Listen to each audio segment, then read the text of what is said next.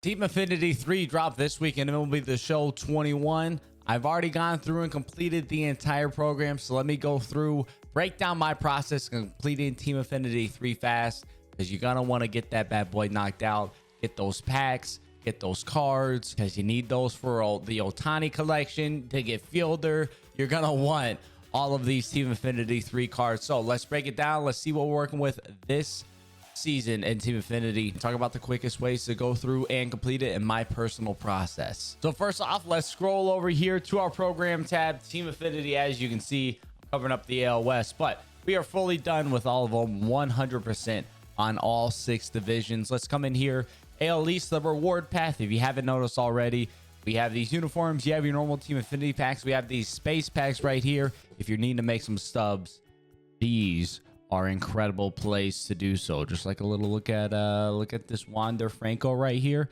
54 on the sell, 76 on the buy. That is big time quick stocks happening on that bad boy, even though everyone got one for free. Then we come into the cards: Mullins, Devers, Judge, Teoscar Hernandez, Zanino. If you want to see a TA3 tier list for these cards, let me know down in the comment section below. We can put that together. We did our rankings for TA2 last time around. Those were really popular. If y'all are wanting to see the rankings list for Team Affinity 3, let me know. We will make that happen. And then the path continues on with the space. Another one, some Ballins. We got the headliners, division specific. Phase 3, more packs, more Ballins, and then of course the player at the end. Now in terms of what's available to do, we have a ton of repeatable missions. We'll break these down a little bit more in a minute. We have the moments as well, totaling 20 total points possible here: 4, 8, 12, 16, and 20 total possible points. The same as doing a singular showdown. So one group of moments gonna give you 20 points for that specific division, same as doing one showdown. So if you would rather come in and do these moments instead of a showdown, you have that ability to do so. We also have, of course, March to October back again. Maybe at some point they make March to October actually rewarding for coming in and doing that. But as you can see, if you were to do an entire World Series campaign on Legend, the average would be an 84, not even completing one division. So out of play to do there at all. Of course, we have these collections as well, and honestly, these collections relatively easy to be done. You need 30 cards. If you've been coming through and you've done the rest of the Team Affinities, right, that gives you 24 cards alone right there, because we've gotten 2 cards per team in each of the last 2 divisions. So 24 of these divisional cards come just from the previous Team Affinities. Then you just need 6 more. If you've done Tops Now, any of the BR program, maybe you got an inning boss, you got these prospects from the USA Conquest map, maybe a player program, henchman rewards, pennant race rewards, whatever it is.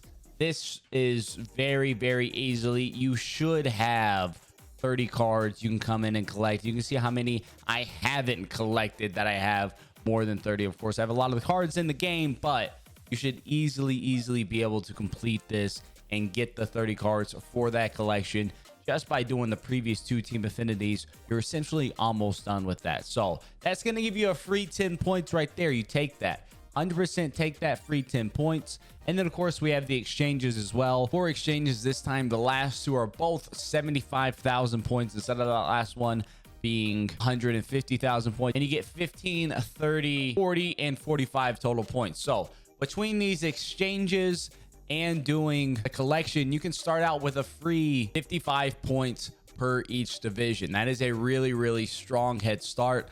Then you come in here and you mix in these moments. That's another 20. All of a sudden we're at 75 points without doing a single showdown in these Team Affinity paths. Now, of course, if you don't want to do the exchanges, I do think that there's a lot of ways around that. Let's take a look at these missions right here. Personally, might be my favorite way to make progress in Team Affinity, because there is a lot to do in this game. There is a lot happening right now in this game. There is a ton going on, multiple places to be. I like to be able to get 2 birds with 1 stone at one time, right? So if we come in here to these missions, you can see repeatable plate appearances with NL East players. That's going to give you 10. That is relatively easy to get, 100 plate appearances, and that gives you 10.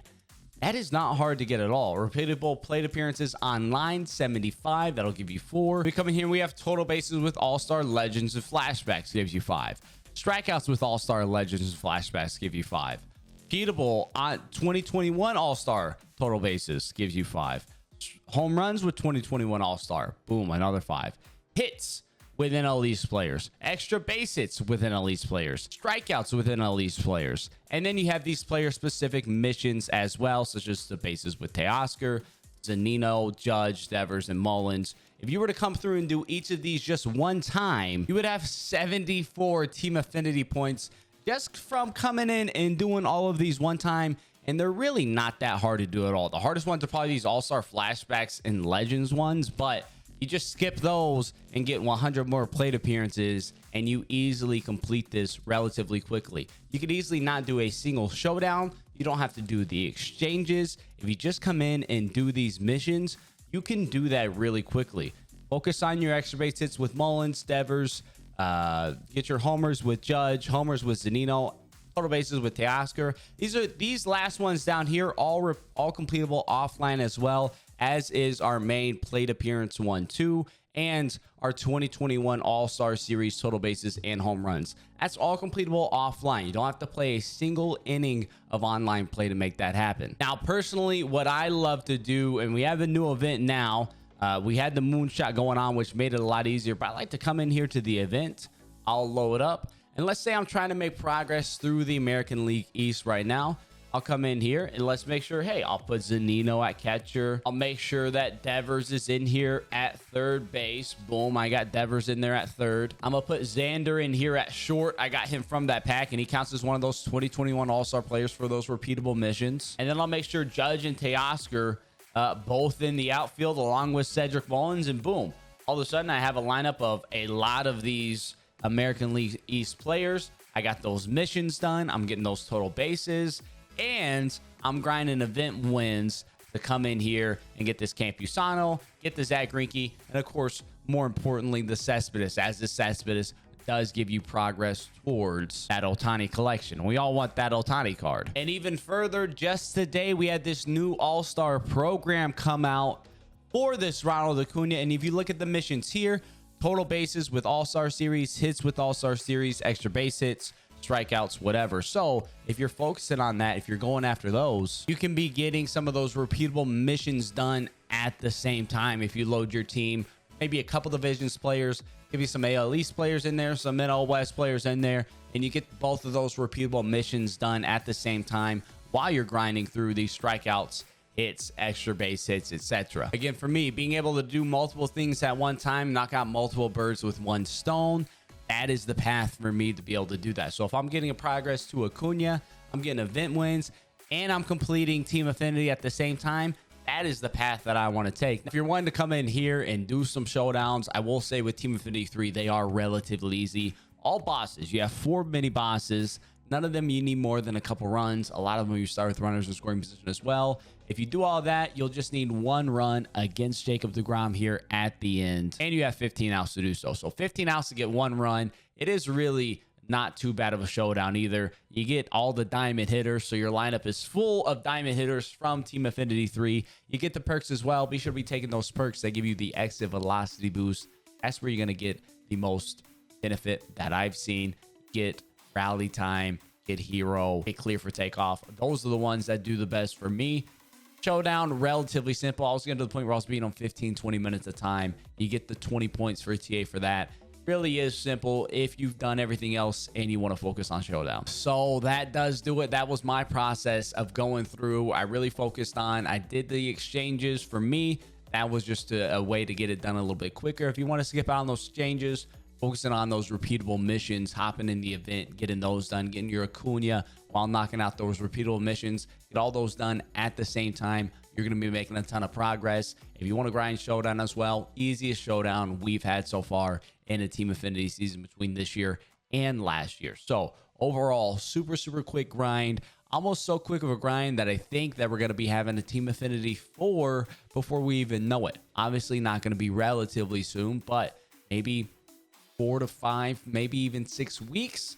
Could have Team Affinity 4 coming around the corner, with this one being shorter than the ones we've seen in the past programs. If you enjoyed this video, definitely be sure to leave a like and subscribe. Closing in on 20,000 subscribers. Absolutely incredible. Until next time, though, I'll catch y'all around.